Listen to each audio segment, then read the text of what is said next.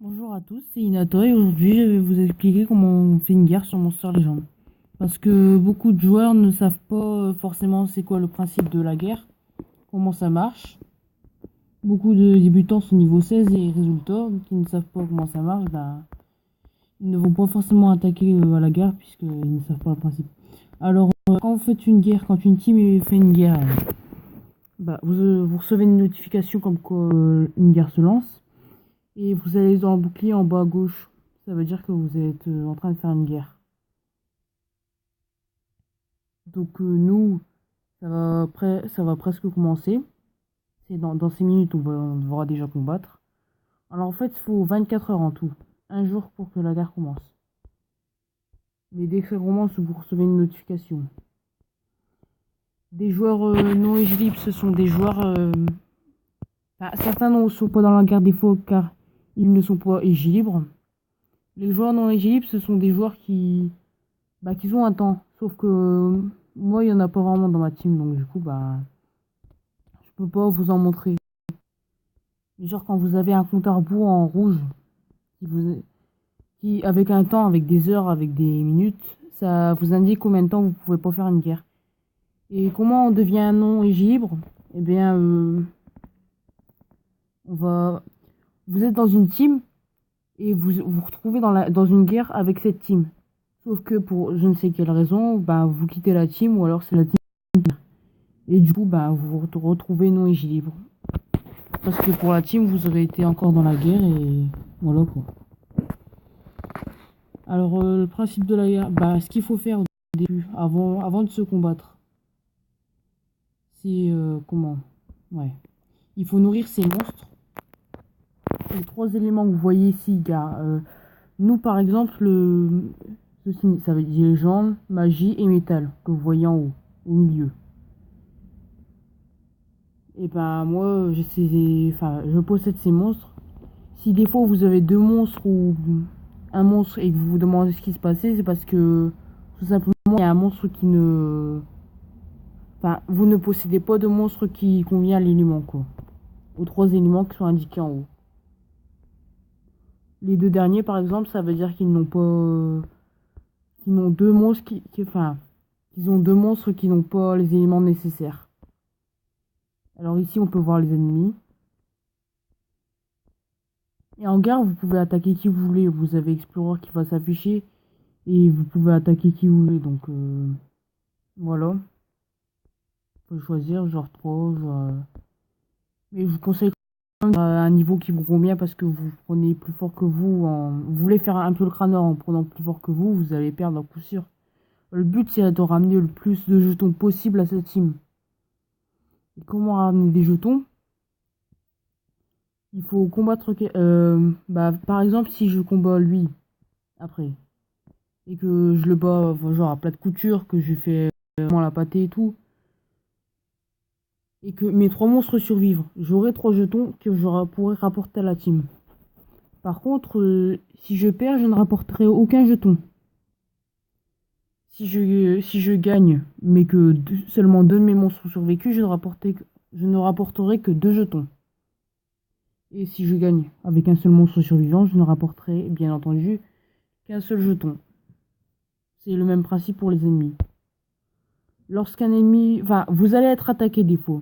Lorsqu'un ennemi va vous attaquer, vous n'allez pas être prévenu, c'est le jeu qui va faire en sorte que vous vous défendez avec vos monstres. En fait, vous ne serez pas forcément connecté quand un ennemi va vous attaquer. Ce sera le jeu qui fera les choses, quoi. C'est pour ça que des fois, vous vous retrouvez avec 12 jetons qui s'affichent ici, comme ça. Donc, on voit les premiers. En fait, ceux qui se trouvent en premier, c'est ceux qui ont les monstres les plus puissants. Ceux qu'ils ont nommés comme les plus forts de votre team, le troisième, le quatrième. Et les derniers, comme vous voyez, c'est un peu les plus nuls, on va dire. On va dire ça comme ça.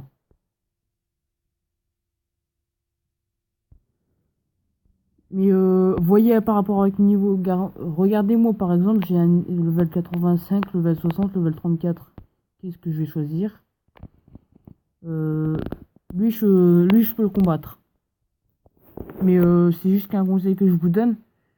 Je vais combattre lui, mais après, le jeu va faire en sorte que Minotaurus ou le Lego va faire exprès d'aller combattre lui.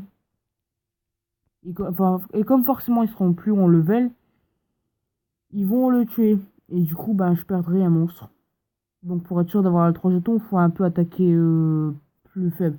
Mais pas trop, parce que le plus faible, faut plutôt le laisser au moins fort de la team, voilà. Donc, mm.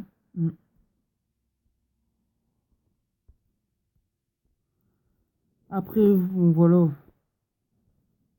Il y a...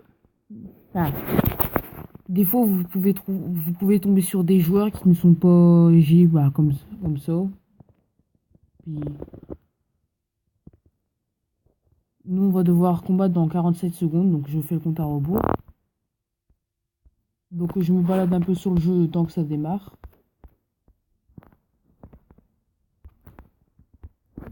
Mais dès que ça va arriver, vous allez recevoir une notification.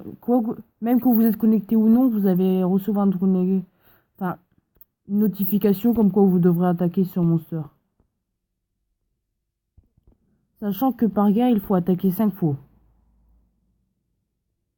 Et dans ces 5 fois, il vous laisse suffisamment de temps. Vous n'êtes pas obligé de dépenser des gemmes pour combattre le plus. Parce qu'il demande des gemmes si vous avez pas... Enfin, parce que vos monstres, vous combattez une fois, et après vous pouvez plus combattre en même temps. Donc voilà. Le jour où le jour d'attaque, quand il arrive, regardez, il est en haut, voilà. Vous allez là. Et là, vous voyez vos adversaires. Donc moi, je sais pas, je vais pas attaquer lui parce qu'ils vont s'en prendre à lui qui sera plus faible. Moi, mon but, c'est de rapporter 3 jetons à la team. Du coup, je dois bien choisir. Allez, je vais choisir lui. Et là, ça, c'est parti.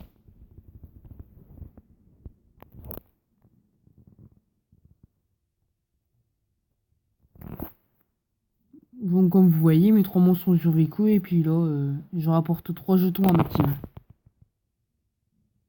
Et regardez, 3-0 en face. Il est affiché le nombre de jetons que votre équipe a fait et le nombre d'attaques restant. Là, personne n'est au courant apparemment. Enfin, je vais regarder si les ennemis attaquent. Parce que si dans une de vos îles, il y a des griffures rouges, ça veut dire qu'un ennemi l'attaque. Ou si un ennemi reçoit des griffes rouges, ça veut dire que l'anneau est en train de l'attaquer. Ici, vous pouvez voir qui a attaqué ou non. Regardez, moi j'ai attaqué, ça a affiché. Ça a affiché aussi l'ennemi que j'ai attaqué et j'ai fait 3 jetons. Pour voir qui a attaqué. Comme ça, vous pourrez voir qui a été actif ou non pendant cette guerre. Et là, pour l'instant, personne n'a attaqué à part moi, donc ça s'affiche ça. Et ça affiche aussi les statistiques de l'équipe ennemie, en fait.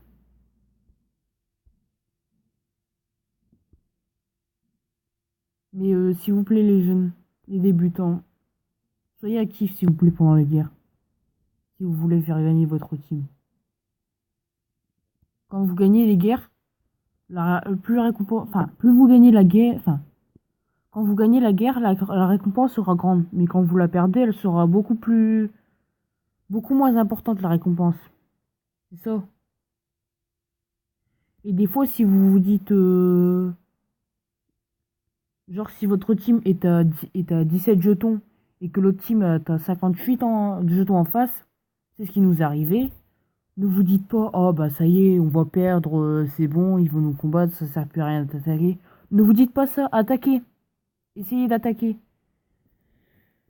Parce que nous, ça n'est déjà arrivé une fois. Du coup, j'ai encouragé ma team à attaquer. On a tous attaqué et finalement, on les a rattrapés. Et puis, on aura mis un peu à la misère.